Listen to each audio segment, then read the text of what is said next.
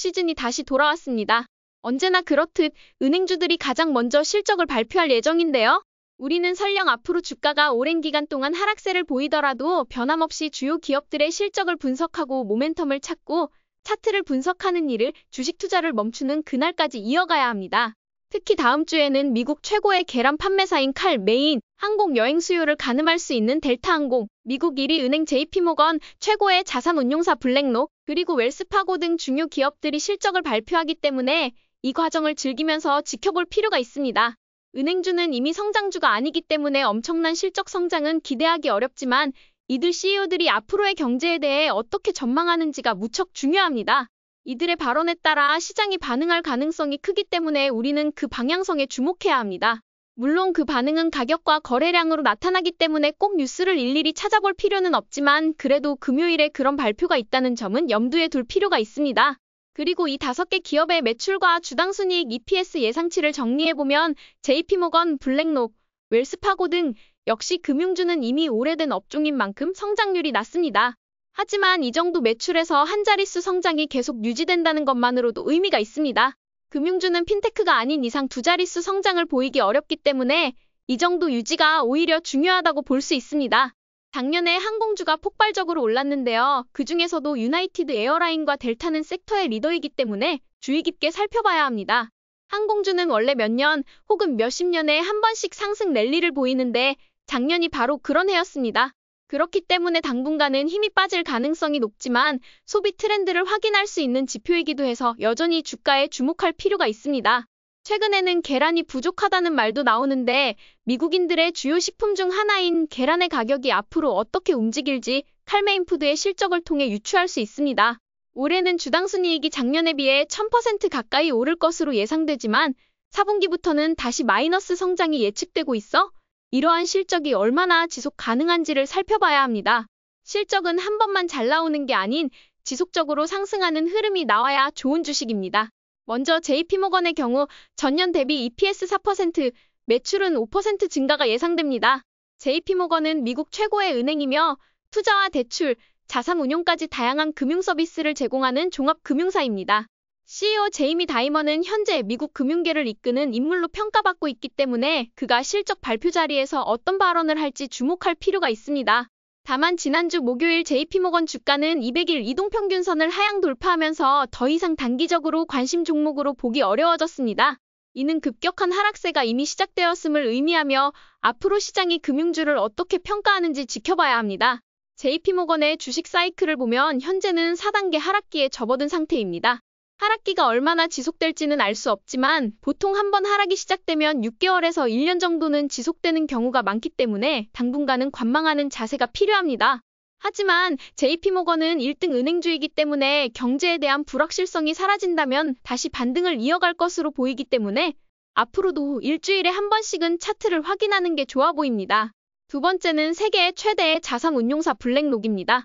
엄청난 ETF들을 출시하면서 급성장했고 뱅가드와 피델리티를 제치고 1위를 차지한 블랙록은 여전히 매출과 EPS가 각각 증가할 것으로 보입니다.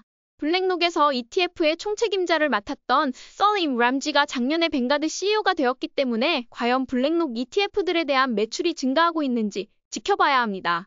EPS는 전년 대비 7% 증가가 예상되고 매출은 13% 증가 예상되면서 굉장히 매출 측면에서는 좋아 보입니다.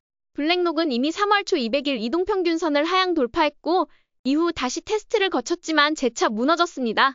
따라서 현재 차트상으로는 관심 종목에 넣기엔 아직 이릅니다. 사이클상으로도 하락기 초입에 진입한 모습이기 때문에 무리해서 매수할 필요는 없습니다. 다만 블랙록이 출시한 이더리움 및 비트코인 ETF 매출이 전체 매출에서 어느 정도 비중을 차지하는지는 확인을 해봐야 한다고 생각합니다. 만약 큰 비중을 차지한다면 암호화폐 시장의 움직임과도 연결될 수 있기 때문입니다. 하락 추세가 꺾이고 상방으로 전환되기 전까지는 관망하는 것이 바람직해 보입니다.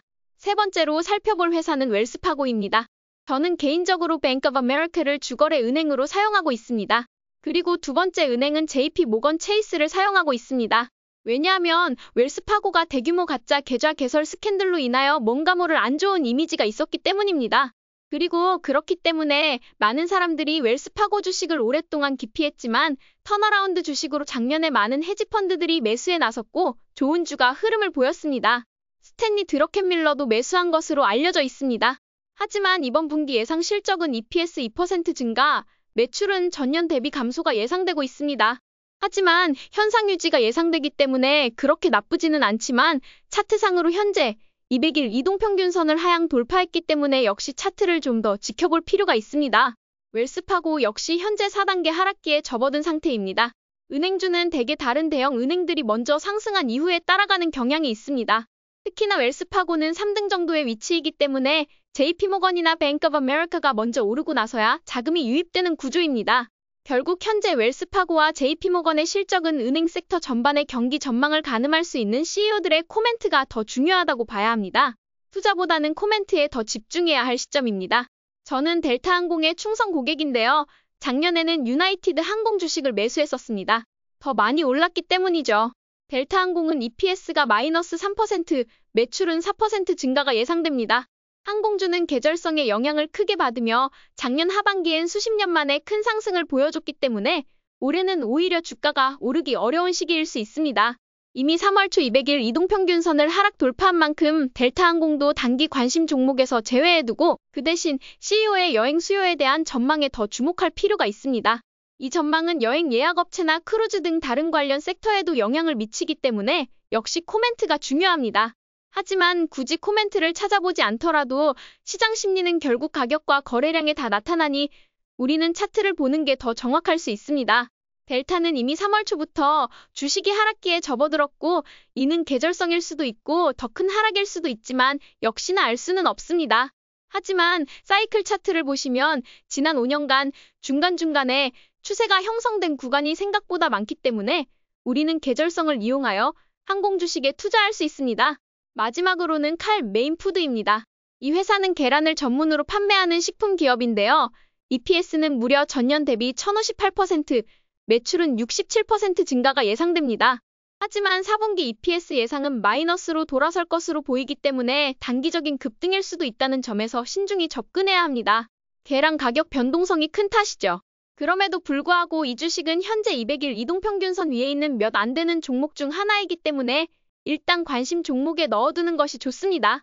현재 주식은 3단계인 횡보 구간에 있고 이 구간 이후 다시 상승하거나 하락할 수 있는 갈림길에 있습니다. 하락기라고 보긴 어려운 상태이니 지켜볼 필요가 있습니다. 칼메인의 주식 사이클 차트를 보시면 특히나 2022년에 엄청난 상승 추세를 형성한 것을 알 수 있습니다. 특히 인플레이션이나 스태그플레이션 국면에서는 계란값이 오르고 그럴 경우 칼메인 푸드에 긍정적인 영향을 줄 수 있습니다. 다음 주 실적 발표 예정인 5개 기업의 실적 예상치와 차트를 함께 살펴봤는데요. 현재로선 시장 판도를 바꾸기엔 조금 부족해 보입니다. 다만 JP모건의 제이미 다이먼 CEO가 긍정적인 실적 전망과 대출 상황을 언급하고 블랙록의 레리 핑크 CEO가 시장과 관련된 의미 있는 발언을 한다면 미국 전체 시장에 좋은 영향을 줄 수도 있습니다.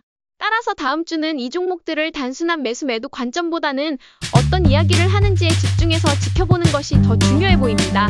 오늘도 저희 전략이 재미있으셨다면 좋아요와 구독 버튼 눌러주세요. 지금까지 방구석 헤지펀드 매니저 라일라였습니다. 감사합니다.